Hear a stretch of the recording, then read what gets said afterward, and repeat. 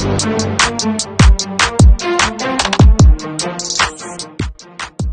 Sobat CKN, selamat datang di podcast CKN SMI, terupdate, teraktual, dan terpercaya. Assalamualaikum warahmatullahi wabarakatuh. Halo Sobat JKN, kembali lagi di podcast JKN SMI bersama saya Ihya. Kali ini kita ada kedatangan tamu yang sepertinya tidak asing nih oleh Sobat JKN, karena podcast sebelumnya juga pernah nih sama beliau. Mungkin Ihya ingin mengingatkan kembali, ini kita ada kedatangan tamu dari kader JKN Mitra BPJS Kesehatan Cabang Sukabumi. Nah, mungkin Ibu bisa dikenalin ke Sobat JKN yang mungkin baru nonton nih podcast kita. Oke. Assalamualaikum warahmatullahi wabarakatuh. Perkenalkan Sobat JKN, saya Rosdiana sebagai kader BPJS Kesehatan Kantor Cabang Sukabumi. Oke, ini saya manggilnya Ibu Ros aja ya, lebih enak. Oke, mungkin bisa ceritakan sedikit ya Bu Ros, ini menjadi kader JKN Mitra BPJS Kesehatan itu sudah sejak kapan ini Bu Ros? Saya sebagai kader itu dari bulan Mei tahun 2018. 2018 sampai sekarang 2025 berarti kurang lebih 7 tahun. Masya Allah. Sebagai Mitra BPJS Kesehatan, alhamdulillah masih dipercaya. Masih semangat ya Bu ya? Masih semangat. Wah, mantap sekali ya Sobat JKN. Bu Ros, mungkin ada beberapa Sobat JKN yang sebelumnya mungkin belum menonton podcast kita tentang kader JKN. Mungkin Ibu Ros bisa menjelaskan sedikit nih, apa saja sih tugas dari seorang kader JKN begitu? Baik, sebagai kader JKN atau Mitra BPJS Kesehatan itu tugasnya itu saya sebagai edukasi atau pengingat iuran, pengingat iuran kepada peserta PBPU yang menunggak. Selain itu terkait program update-nya program JKN itu per 3 bulan sekali saya infokan ke peserta. Terus sebagai pemberi informasi juga dan keluhan sebagai peserta PBPU terhadap BPJS Kesehatan, apakah ada terkendala terkait tunggakannya menunggak karena apa karena meninggal, apa karena cerai gitu ya, bisa kakak kan kalau sebagian peserta tidak melaporkan ke BPJS. Oke, baik Sobat JKN, ini tadi Sobat JKN sudah mendengar banyak sekali ya tugas dari seorang kader JKN. Nah, Bu Ros ini kan berarti baru saja memperpanjang dari kerjasama kita ya. Nah, adakah sih mungkin perbedaan atau mungkin ada komitmen untuk keberlanjutan di tahun 2025 ini, Bu Ros? Sepertinya kalau untuk komitmen sama aja. Cuman bagi kader ya, bagi saya itu sekarang kunjungan lebih dioptimalkan. Terutama pengingat iuran kan kita itu targetnya pengingat iuran. Insya Allah dioptimalkan untuk pencapaian juga kunjungannya. Capaiannya agak lebih tinggi kayaknya ya Bu Ros. Insya Allah. Kalau kader JKN itu punya wilayah binaan sendiri ya Bu Ros. Betul. Nah, antara tahun 2024 sama tahun 2025 sekarang ini nih, adakah perbedaan mungkin dari jumlah wilayah yang diambil atau bagaimana nih? Kalau untuk wilayah binaan, alhamdulillah untuk tahun 2025 ini Ibu nambah 1 wilayah binaan, yaitu Desa Nagrak, Desa Sukasari, Desa Gunung Jaya, Desa Selajambe, juga Desa Sukamana. Baik, tadi ada 5 wilayah binaan ya Bu. Nah, kalau dari wilayah 5 binaan ini, menurut Bu Ros itu wilayah binaan yang mana sih yang menurut Ibu Ros paling berkesan itu, mungkin dari aksesnya ke wilayah tersebut ataupun mungkin dari warganya, bagaimana?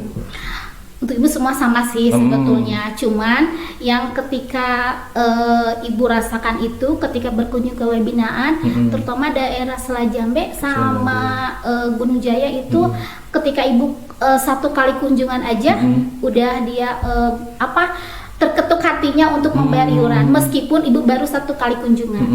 Karena di samping itu kan Ibu juga suka ikut pelayanan BPJS keliling, artinya jadi peserta itu tidak meragukan lagi bahwa Ibu itu benar-benar petugas seorang kader atau mitra BPJS Kesehatan. Oke, baik Bu Ros, tadi Bu Ros juga mengatakan bahwasanya Ibu Ros karena suka ikut dari MCS ya atau BPJS keliling, jadi para warga itu sudah tahu kalau sebenarnya Ibu Ros ini emang benar-benar adalah seorang petugas ya yang mitra dengan BPJS Kesehatan. Nah, mungkin ada Sobat JKN di luar sana mungkin belum bertemu dengan seorang kader. Mungkin Bu Ros bisa tunjukkan sedikit ciri-ciri dari seorang kader JKN gitu dengan atribut yang Ibu pakai mungkin. Ya.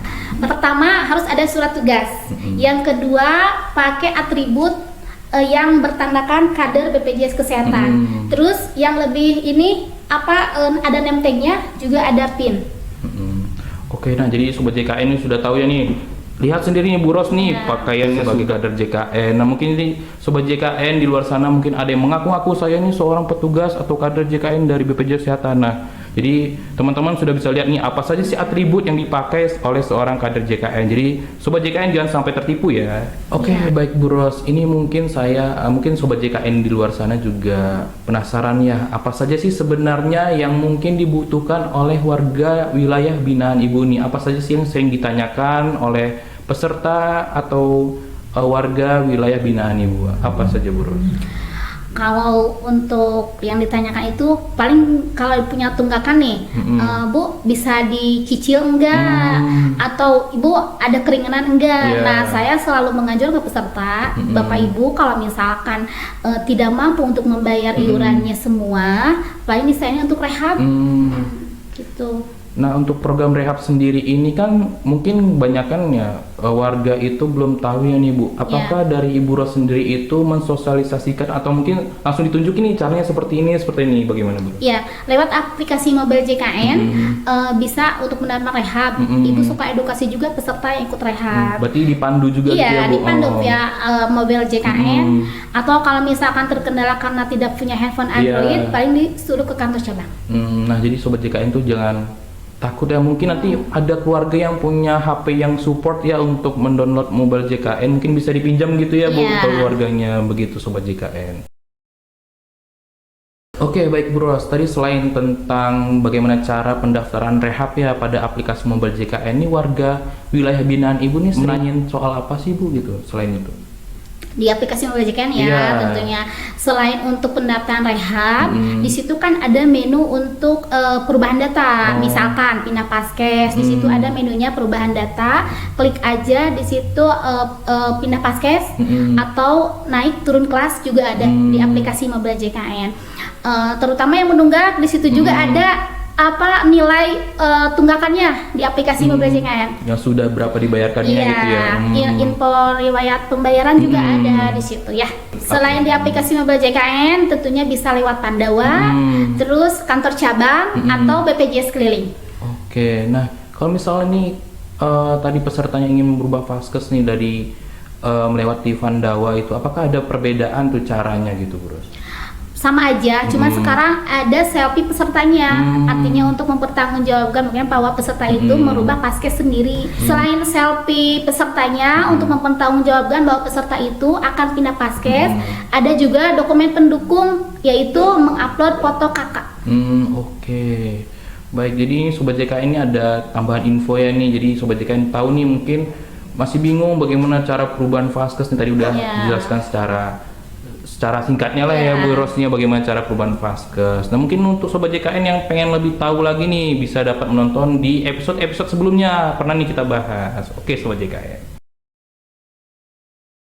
Oke baik Sobat JKN, mungkin Sobat JKN ini mungkin ada yang bertanya nih, kok saya nggak pernah lihat ya kader JKN itu ada di wilayah binaan tadi seperti yang disebutin Ibu Ros. Nah sebenarnya kader JKN sendiri itu ada nggak sih Bu waktu-waktu untuk mengunjungi wilayah binaannya gitu? Sebetulnya kita itu sama di hari kerja. Hari kerja.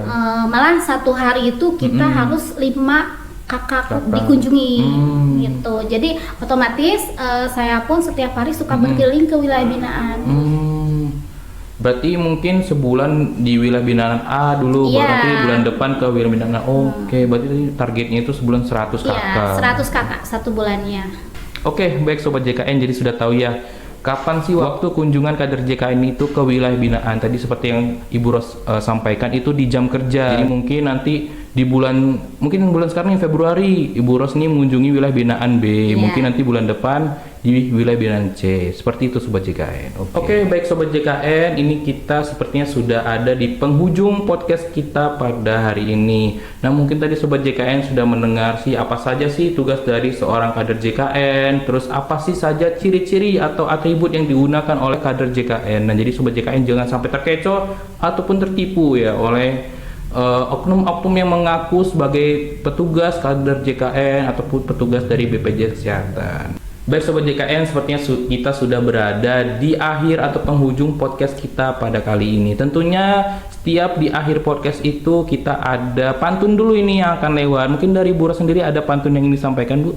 Ada dong. Oke, Ubur-ubur ikan lele. Cakep. Punya tunggakan, rehab aja le. Nah, Sobat JKN jangan lupa misalnya ada tunggakan, gunain saja fitur ataupun program New Rehab dari BPJS Yes, Kesehatan. Kesehatan. Oke, mungkin ini dari saya nih terakhir nih pantun nih. Saya juga tidak mau kalah dong. Oh iya dong. Ubur-ubur ikan lele. Cakep. Jangan lupa nonton podcast JKN SMI terus le. Wes, baik Bu Ros, mungkin cukup sekian podcast kita pada kali ini. Dan untuk Sobat JKN jangan lupa pantengin terus like dan share podcast JKN SMI. Dan mungkin Bu Ros terima kasih atas waktu Ya, dan terima kesempatannya. kasih. Dan untuk Sobat JKN, bye bye. Saya undur diri, Ihya dan Ibu Ros. Assalamualaikum warahmatullahi wabarakatuh.